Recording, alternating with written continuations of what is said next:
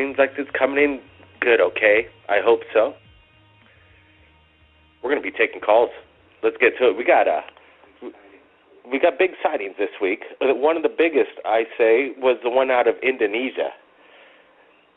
You know, you look at what was captured over there.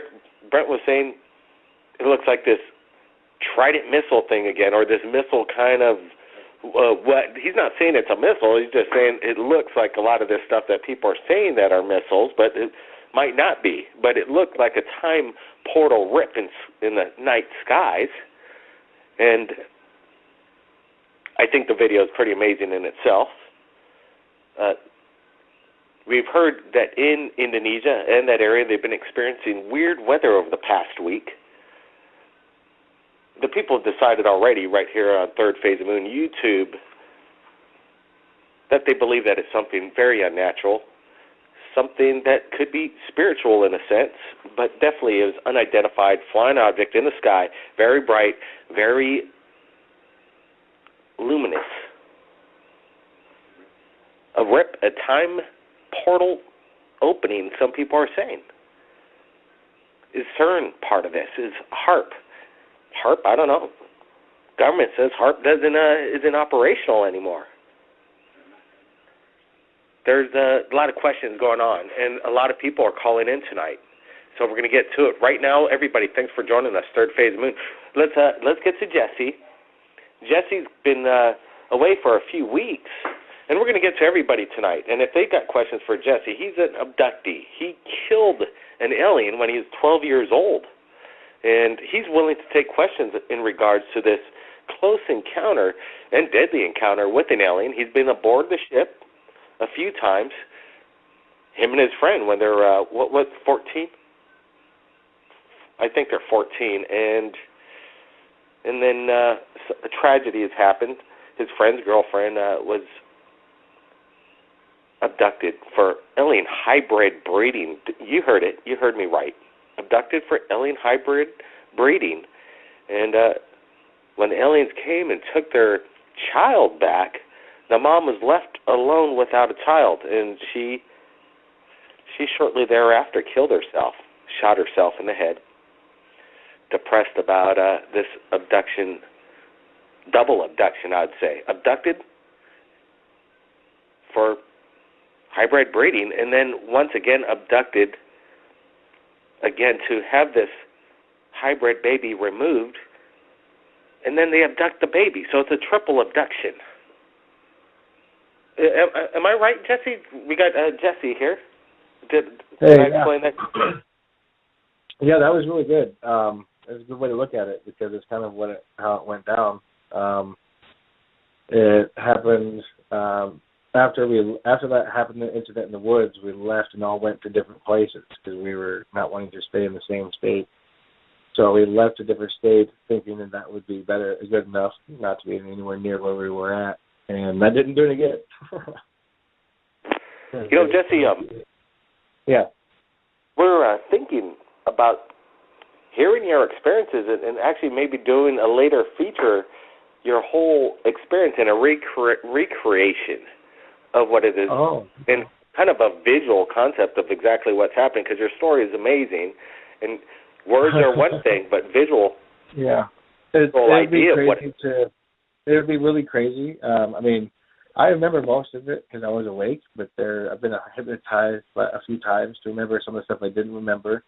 And there was a lot of screen plant and memories. I mean, I have a few of my hypnotherapy sessions recorded, and I've listened to them after it happened, and it was a lot of stuff I remembered, but there was some stuff I did not, and it was just almost like taking me back to the time it happened, and it was just like, it's a weird feeling knowing you're not there, but feeling like you were.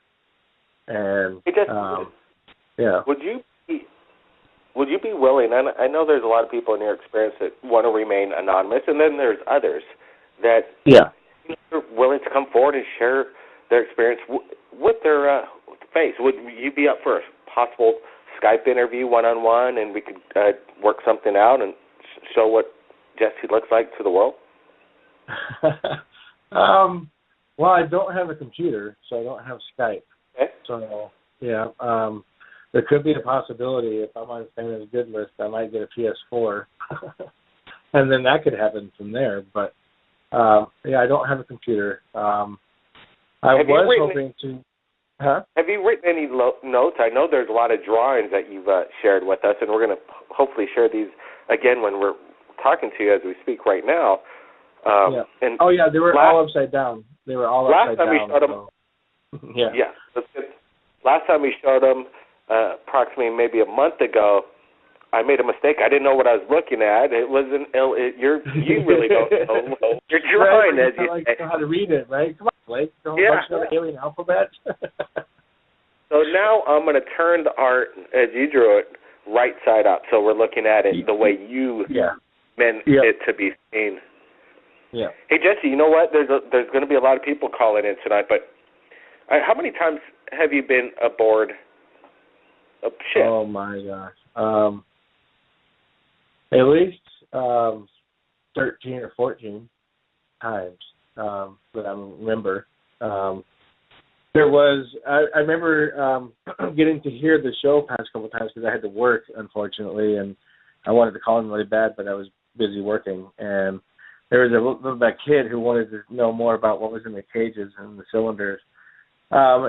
The best way I could describe it would be different giant insects. Imagine the insects from the dinosaur times, but with, they looked primitive. They looked old. They looked, some of them looked even like a rock. There was one that blended in so well you wouldn't even have seen it until it moved.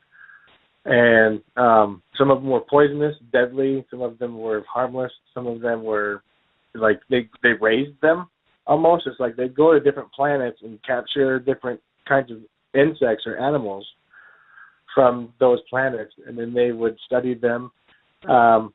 And from what I gathered, they were there to be like scientists, like our scientists go into the woods and they capture an animal and they bag it and then they tag it and then they study it and then they release it.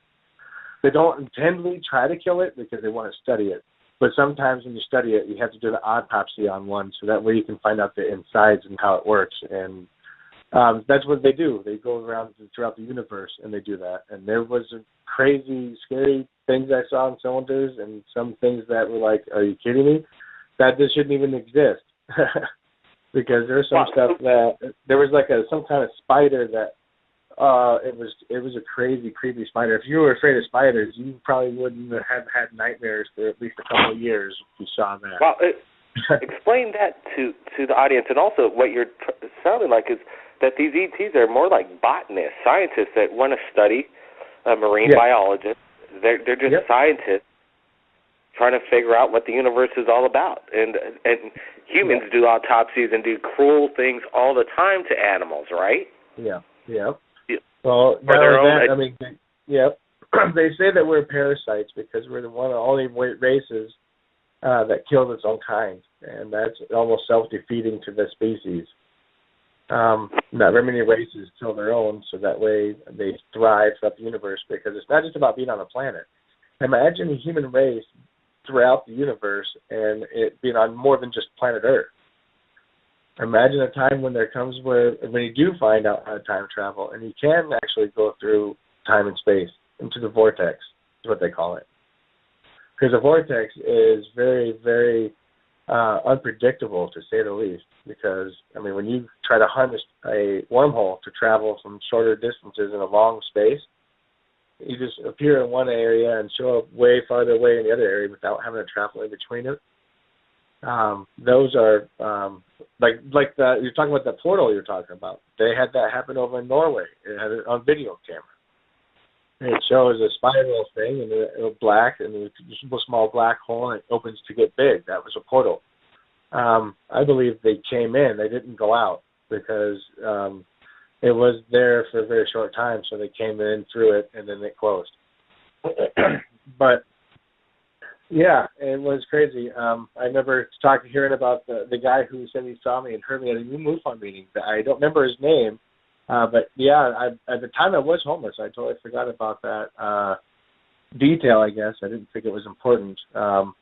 But yep, that was the only missing link. I mean, I didn't mention at the time. I was not proud of it, but that's what it was, I guess. Oh, well, everybody has their hard times, and sometimes you got to bounce back out, and that's what we do as humans, and that's nothing wrong with hard times. There's always better times. Yeah. Jesse, I want to hear about more animals that you've experienced, extraterrestrial animals that you've seen aboard the craft, and more insight of what it's like to be abducted. What we're going to do is take a break. We're going to get to callers from around the world, and we're going to get back to Jesse about extraterrestrial animals. Now, that's kind of cool. I haven't heard that quite explained the way Jesse just did. This is Blake Cousins, Third Phase Moon. We'll be right back.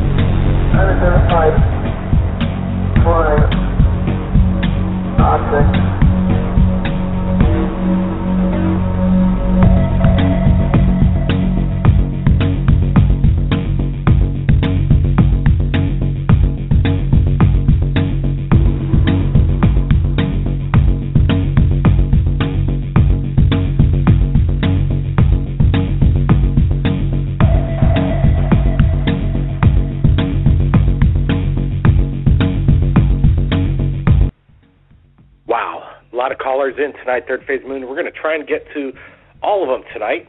The number to call in is 347-934-0378. We're going to San Bernardino, I think. And do we have John? John? 818. This is John McDonald. I called in earlier. You hear me?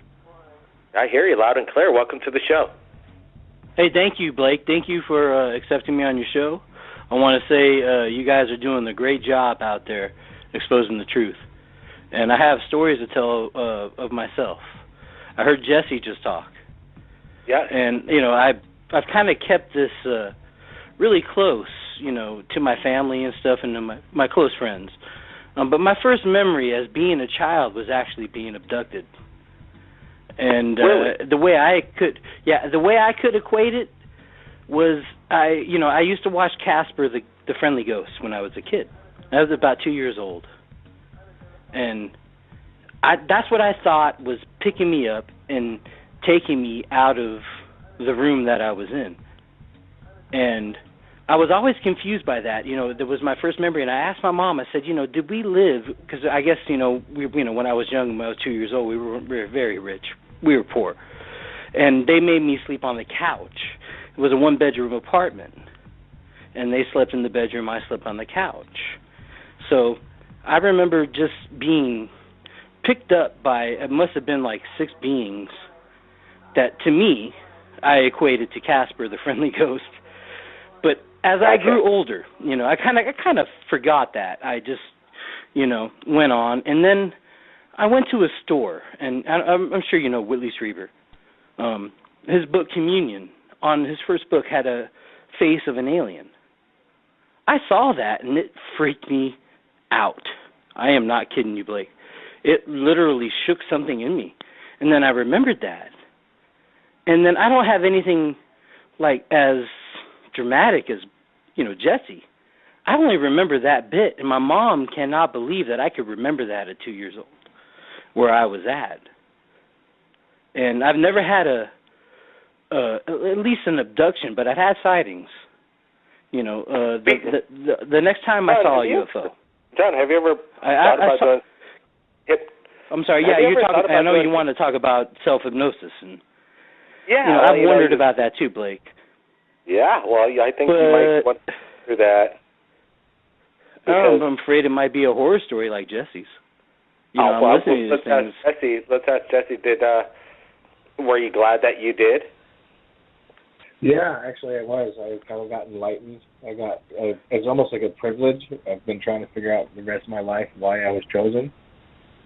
I got wow. to see stuff that I can't really describe in words. Nothing, Right. you know. At the same time, the very first part of it was ultimately terrifying. I could never tell you and describe you the fear that we felt when you see a life form right in front of you. Absolutely, man. And that's, you know, yeah. Go ahead. I'm sorry. Like, I just want to add to that when I've always been a very athletic person, never been really afraid of anything, but that thing, I mean, after that happened, my parents couldn't understand why I didn't want to be alone. I was always afraid of being alone in the dark, away from, you know what I mean, away from my parents. So I'm not sure if my parents were, I don't think they were, but I don't know. You know, it's like I was very scared. After that happened to me, I was scared to death, you know, and the thought of actually going back to that, maybe I should. I mean, John, where did you live at the time? What was the setting like? It was in Loma Linda, California, from what my mother told me. I was born in Loma Linda University on July 1st, 1972. I'm not going to lie to anybody on this show. I'm not afraid to say who I am. I'm John McDonald, born July 1st, 1972. Was born at Loma Linda University. My father was actually just he was a training nurse. You know what I mean? He was a nurse, and he was just actually learning how to do the job. And you know, after about a couple of years after I was born, this is all when it happened. We still lived out there. He was actually a nurse at that time, like I said, when I was born. So, but since then we moved to, like, when I was very young, moved to the West Valley here. But that happened in Loma Linda, California. You know, some people are asking. Some people are asking because, this is a pretty good question because blood type. When you have a certain blood type, you're more. Yeah, I'm O positive. And and are you, Jesse? Are you O positive? Are you aware of your blood type as well? Actually, no. I have no clue what my blood type is, but they were very interested in our blood. They studied that. They studied the plasma. They studied the white blood cells, the red blood cells, the immune system. They studied a lot of stuff. Hey, John, I have a question for you. Have you ever? Have you ever been laying down where you feel like you can't move at all? Well, not. You know, I think I can't really remember. Like, only that one time. Only that one time where I wasn't able to move. The very first one I ever told you, where I thought Caspers came and took me. That's the only time I can remember it being immobile and couldn't really, you know, I was trying to scream and couldn't do it. Other than that, through my whole life, I have not, as far as I remember, you know, that happening to me. So, I mean, like I said, maybe I'm lucky. Maybe, you know, you got the brunt of it, man. I don't know. Maybe they just took me when I was a kid and did something. But I believe you, bro. I really do. Yeah. That's why I'm calling it third phase. Yeah, definitely. I'm a first-time caller, man. I've never called here before. Well, yeah. That's thank you, Blake, for what you do. I mean, I'm surprised you haven't been harassed by the government for what you do. I don't care, man. You know what? I'm not a very prolific person. I do a lot of things in my community for sure. There's a lot of people around here that know me. But I am not afraid. I tell everybody that I see about my beliefs. I just don't, you know, I tell it to everybody. So to me, I'm not afraid. I mean, the government can do what they want, but I'm a little man, you know what I mean, as far as the government is really concerned. So you know what? This is what we're going to. Yep. You know, that's right. More people talking, the more people are aware, the more power you have, and I think that's what Third Phase Moon has, because once it comes in. And we put it out. We got a lot of people watching it real fast. They're not forgetting. They're sharing it with their friends. The word's out at that point. So that's what I love about information at light speed. We're going to bring in Jesse back. And if John's got some questions, I like the back and forth kind of dialogue going here between an abductee and a possible abductee. John's encounter, the way he explains it, with multiple entities, would you say, coming in, abducting you. I hear this story all the time, and it happens when you're a child. It happens early. And when John says that he saw this communion face, then he put two and two together. Then he found out all by himself what was going on. Nobody told him. Me and Brent have some encounters we've had ourselves, and you know what? We're going to save that for another time. But wow, what I've been hearing tonight has been bringing up some hairs standing off on the back of my neck. We've had 4. When we're 4 years old, something went down as well. So wow. We're going to get back to John and Jesse here real soon, but we're going to also let callers call in so they could share and get in as well. 214, welcome to the show. You're live, Third Phase of Moon. Yes, hello. Hello? Yes, welcome hello. to the show. Yeah, is this Quatra you called in? Yes, it is. Hey, Quatra. Welcome to Third Phase. You said you wanted to give some insight. You had an opinion on something? Go ahead. I just think that all these mass sightings recently have just been very interesting, and it's more than just a coincidence. Well, absolutely. Did you see the latest video that was just posted up on Third Phase? Yeah, I did the one in Indonesia, and I also saw the one that was out on that man's ranch with like the oscillating saucer or whatever. It was like oscillating and turning side to side. I thought that was pretty interesting. Making that weird noise. Yeah. Yeah, Jack. Yeah, that was pretty good stuff. He said he's going to call in soon, and he might have some, he said things been active on the ranch as of lately. So hopefully Jack... Oh, so there's some more interference there with the livestock? Well, he says it's been going on for a while over there, and he just gotten his camera, so he's glad to capture this, and he said he'll keep in touch. And, when sightings like this happen, it's not a one-time occurrence usually. They happen in patterns and over more than once throughout the year. So in the same place sometimes. That's what's kind of weird as well. Mm-hmm. Hey, my question. Oh, go ahead. Sorry, Quattro. What was your question? Go ahead. Oh, yeah, so I've been just doing a lot of research about just like our government's relation to these beings and their technologies, and just kind of wonder if this is a working of our government or a combination of both, or just the beings themselves. Well, that's a pretty interesting question. Wow, I don't have the answer. Maybe Jesse does. Yep. Did you get the question on that? Yeah, it is a good question. The answer would be both, because part of our government's known about this since before Roswell. They've been working with and trade for allowing them to abduct humans, to getting extra technology from the 50s all the way on, that big giant jump and leap in technologies, because we've reverse engineered one of the UFOs they shot down. But yeah, it was both, because they have a thing called Dulce, New Mexico, is otherwise known as what is called Nightmare Hall. And that is where they allow aliens to do crazy experiments, not like you would have on the UFOs. Those are not the good kind. The good, there's benevolent, and there's evil, and there's good, and there's bad. I mean, it's just kind of like humans. I mean, you have good humans and bad humans, but they're still humans. But there's different races that are good and bad. But one thing I did want to say, Blake, is thank you, for one, for what you do. I'm surprised you haven't been harassed or been cut off the air for what you do, because what you do is amazing. You give an outlet, and I would try to encourage other people who've had experiences to speak up, to let it be known to the public what's really going on. We don't know what's going on or why, but it still happened regardless.